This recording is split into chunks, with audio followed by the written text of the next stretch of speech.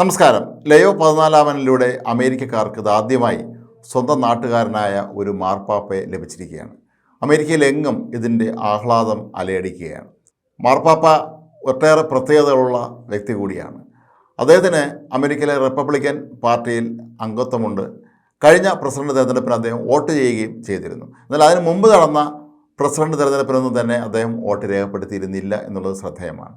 അതേസമയം American president Donald ട്രംപിൻ്റെ ഒട്ടുമിക്ക നയങ്ങളോടും ശക്തമായ വിയോജിപ്പുള്ള ആൾ കൂടിയാണ് അദ്ദേഹം. പ്രത്യേകിച്ച് ട്രംപിൻ്റെ കുടിയേറ്റ നയങ്ങളൊക്കെ തന്നെ വളരെ കർശനമായി നടപ്പിലാക്കുന്നതിനോട് അദ്ദേഹത്തിന് യോജിപ്പില്ല.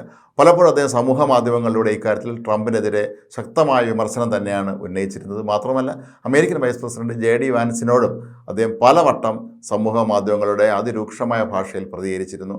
രണ്ടുപേരുടെ നയങ്ങൾ ശരിയല്ല എന്ന് തന്നെയായിരുന്നു പുതിയ മാർപ്പാപ്പയുടെ നിലപാട്. അതുകൊണ്ട് തന്നെ ലയോ 14 മാർപ്പാപ്പ എന്ന നിലയിൽ ഔദ്യോഗികമായി പദവിയൊക്കെ സ്വീകരിച്ചതിന് ശേഷം ജന്മനാട്ടിലേക്ക് എത്തുമോ എന്ന് പലരും സംശയം പ്രകടിപ്പിക്കുന്നുണ്ട്. ലയോ 14 മുൻഗാമിയായിരുന്ന ഫ്രാൻസിസ് മാർപ്പാപ്പ, അദ്ദേഹം ലാറ്റിൻ അമേരിക്കക്കാരനായ ആദ്യ മാർപ്പാപ്പയായിരുന്നു. പക്ഷേ ഈ പദവി ഏറ്റെടുത്തതിന് ശേഷം ഒരിക്കലും അദ്ദേഹം ജന്മനാട്ടിലേക്ക് പോയിട്ടില്ലായിരുന്നു. അതുപോലെ പുതിയ മാർപ്പാപ്പയും സ്വന്തം നാട്ടിലേക്ക് എത്തുകയില്ലേ എന്ന് പലരും സംശയം പ്രകടിപ്പിക്കുന്നുണ്ട്. എന്നാൽ പ്രസിഡന്റ് ഡൊണാൾഡ് ട്രംപിനെ സംബന്ധിച്ച് ഇതൊന്നും ഒരു പ്രശ്നമേ അല്ല. അദ്ദേഹം പറയുന്നത് തനിക്കിത് അങ്ങേയറ്റം ആഹ്ലാദം പകരുന്ന ഒരു വാർത്തയാണ് എന്നാണ്. തന്നെ ഇതെല്ലാം ആവേശഭരിതനാക്കുന്നു, ഇത് അമേരിക്കയ്ക്ക് ലഭിച്ച വലിയൊരു ബഹുമതിയായിട്ടാണ് താൻ കണക്കാക്കുന്നതെന്നൊക്കെയാണ് ട്രംപ് പറയുന്നത്. എത്രയും വേഗം തന്നെ മാർപ്പാപ്പയെ കാണാൻ താൻ ആഗ്രഹിക്കുന്നു എന്നും ആ കൂടിക്കാഴ്ച വലിയ അർത്ഥവത്തായ ഒന്നായി മാറുമെന്നൊക്കെയാണ് ട്രംപ് വിശ്വാസം പ്രകടിപ്പിക്കുന്നത്. അതേസമയം ബ്രിട്ടീഷ് പ്രധാനമന്ത്രി കീർ സ്റ്റാമറും പുതിയ മാർപ്പാപ്പയ്ക്ക് അഭിനന്ദനങ്ങൾ അറിയിച്ചിട്ടുണ്ട്.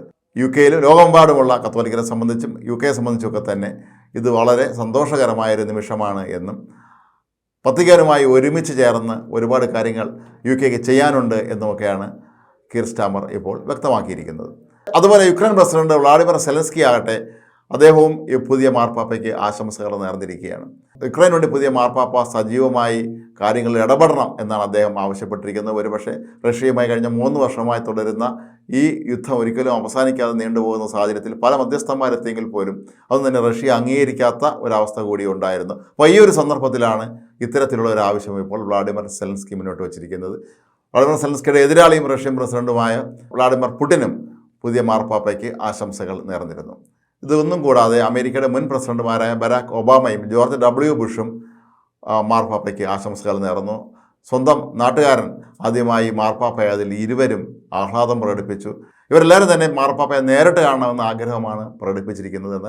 എന്നാൽ അദ്ദേഹം സ്ഥാനമേറ്റതിന് ശേഷം ആരൊക്കെ ആയിട്ടായിരിക്കും കൂടിക്കാഴ്ച എന്നുള്ള സംബന്ധിച്ച കാര്യങ്ങളൊക്കെ പിന്നീട് വ്യക്തമാവുകയുള്ളൂ. ഏതായാലും ലോക നേതാക്കളൊക്കെ തന്നെ ഇപ്പോൾ പുതിയ മാർപ്പാപ്പയെ അഭിനന്ദിക്കുന്ന തിരക്കിലാണ്.